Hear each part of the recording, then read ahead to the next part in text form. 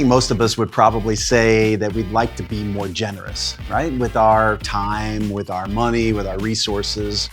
But we kind of have this idea that we need to have an abundance or an overflow before we can give something away.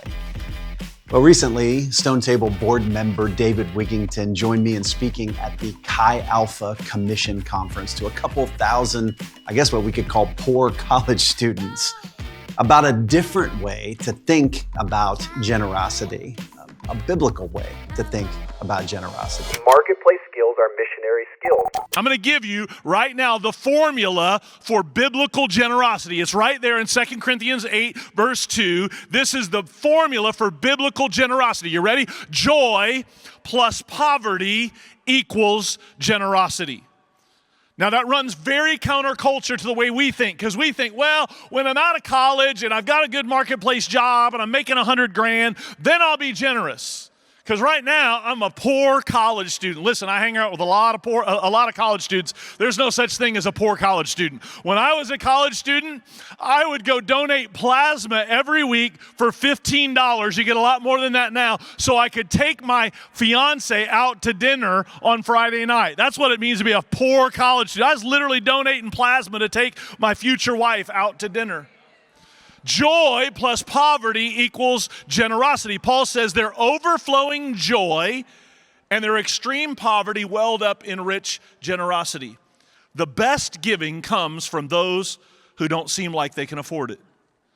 We see another example of this in Luke chapter 21. As Jesus looked up, he saw the rich putting their gifts into the temple treasury.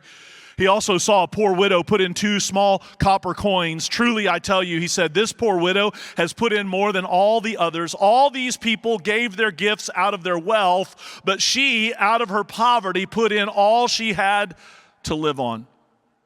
Jump back to 2 Corinthians. Verse 3 says, Paul says, for I testify that they gave as much as they were able and even beyond their ability entirely on their own. They urgently pleaded with us for the privilege of sharing in this service to the Lord's people. Now let me give you a little historical background and context. Paul's writing to the church at Corinth. The church at Corinth is the rich church.